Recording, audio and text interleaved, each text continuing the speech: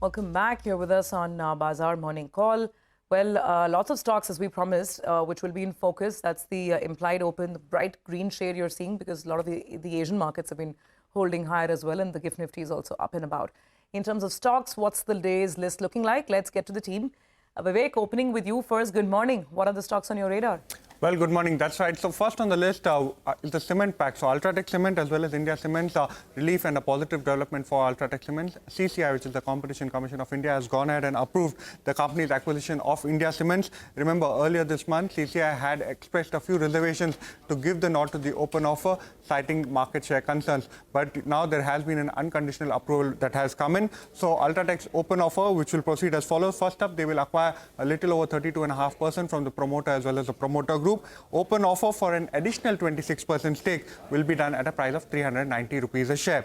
The other stock in focus is Vedanta. Remember, earlier this year, the company had said that they would be demerging the company itself into 6 separate entities. However, yesterday, the company has said that the board has gone ahead and has decided against demerger of one specific business, which is the base metals business. So that will continue to remain in the parent entity or in the undertaking company. The company cites ongoing exploration of alternative avenues for restarting the Tuticorin copper smelter mine. However, the company expects the merger to be completed by Jan 25. A slight negative, but despite that, largely the demerger is largely on track.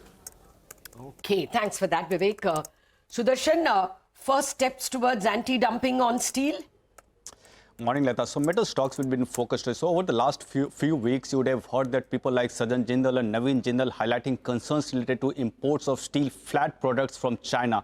Now DGTR, that is the body under Commerce Ministry, which comes in and looks into these issues, has put out a notification and saying that now it will investigate, and now interested parties can reply within 15 days. So what's the demand of industry? First, industry demands that imposition of safeguard duty, and the time period should be 4 years. Now, DGTR will investigate that matter. So basically, there are 4 stages into this. First, industry demands. Second, DGTR recommends investigation. So we are into the second stage. The next 2 stages that is left, if DGTR is confident and finds that yes, there is a real concern, then DGTR will recommend the imposition of safeguard duty. But final call will fall in the court of finance ministry. But basically, normally that historically you have seen that once DGTR recommends imposition, finance ministry goes ahead. So we are in the second stage. 2 more stages are left.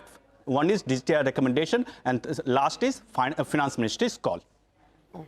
Thank you very much for that. So watch for Tata Steel, JSW Steel, JSPL Sale. These could be the potential beneficiaries. Vinny is now joining in for the latest on the pharma sector. Vinny. Good morning. So yes, couple of pharma companies, and one is a diagnostic company that we are keeping an eye out on. Aurobindo Pharma is the first one. Now the UltraTech Biologics, which is a step-down subsidiary of the company, has obtained a marketing authorization from the UK's Pharma Authority, that's MHRA, and this is for one of the biosimilar drugs that is Bevcolev, which is used for in the treatment side of oncology biosimilar. So it's an important drug coming in for the company. Do not forget, just a couple of weeks back also, their biosimilar business of the company, UltraTech itself, had received some clearance even from the European agencies for another drug. So they are seeing a lot of traction coming in from the biosimilar side, and that is why we're expecting a positive move for Aurobindo Pharma today. Moving on, also we have Suraksha Diagnostic that reported their numbers. Do not forget, it's a recently listed company. Q2 numbers seems like a good set. Revenue in Q2 is up by around 11%. Profits also seeing a growth of around 20%, while margins on a quarter-on-quarter, year-on-year basis, quarterly numbers have seen just a slight bit of an expansion of 10 basis points. But for the first half of the year, they've seen a good expansion. So first half of the year numbers are very strong overall, and margins have seen an expansion of 210 basis points, as well as in terms of the revenue per patient is at 2,099 rupees for the first half of the year, as well as in terms of the EBITDA per patient also is at 761. So decent set of numbers, good set of numbers, and expecting a green here. Okay, all right, got it, Vinny. Thank you very much for that. Let's go back to Vivek. Vivek, AGI Greenpac and HCC on your radar. What's the news? Well, news flow on both. First up, AGI Greenpac, the board has gone ahead and approved raising up to 1,500 crore rupees. Now, this could be either via the preferential issue, QIP, or any other mode that the board chooses to go ahead with. The other stock on the radar, HCC, an important development coming in over there. So the company has gone ahead and implemented a court-approved scheme of arrangement as far as the Switzerland subsidiary is concerned, so company stake in Steiner AG has been sold to M3, which is both a real estate as well as financing company as far as Switzerland is concerned. The company will get a one-time liquidity payout of 205 crore. Along with that, HCC will continue to own two SAG subsidiaries, which is Tina Eagle as well as Tina India, and there are receivables there that the company can get. Now, along with that, remember last week the company had raised close to 600 crore via the QIP route at 43.01 rupees a share. So some positive development coming in as far as HCC is concerned. Oh, that's a relief. Thanks a lot for that, Vivek. Any positive news is welcome. Upasana, you're looking at JBM Auto and TeamLease. I hope it's good news.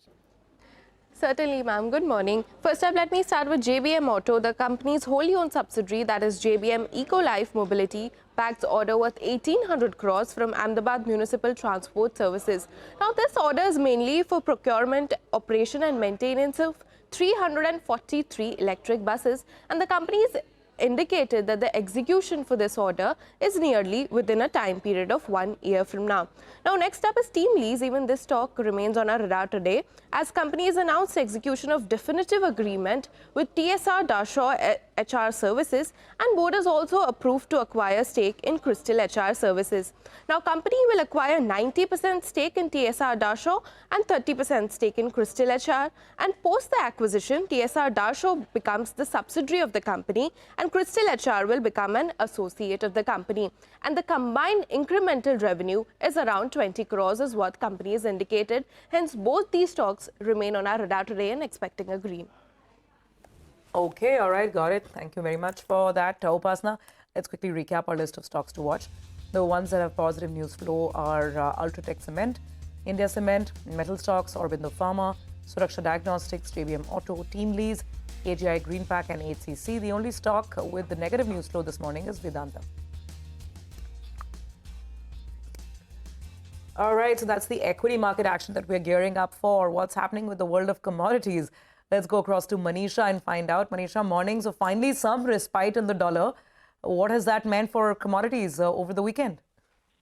Oh, well, absolutely. Some bit of a gains coming back in the early Asian markets right now. But we have to remember, Survi, that the trading is expected to be subdued on lower volumes. The holiday shortened week, last week of the year is all going to impact the markets here. Having said that, well, yes, the slight decline in dollar has been supportive. You have the crude oil prices now after 3% of decline in the previous week, trading 0.5% on the higher side right now. Well, the pressure continues to be in the fact because the Sinopec China, which is the largest refinery in China, says that the crude imports in China could peak in 2025 and the oil consumption in China could peak in 2027. Well, with these kind of targets and year numbers, you have seen some pressure come in the markets. And then OPEC has downgraded demand estimate for a fifth time in 2024. The G7 is exploring stricter measures on Russia oil price caps, and then U.S. could impose tariffs on China. So there's way just too much to start looking at as soon as January begins. We also did see a lot of profit taking in the previous week for metals. So whether it was gold, silver, copper, which fell 2% in the previous week, steel, which declined 3.5%. We are looking at markets opening slightly on the higher side right now. There is some opportunity buying, but the volumes have continued to be on the weaker side. So whether it can sustain or not is something that we'll see through the week. Okay, all right, got that, Manisha. Thanks very much for joining in today. We'll take a very quick break. Come back on the other side. We'll have Prakash Diwan join in. We'll get into some fundamental stock ideas.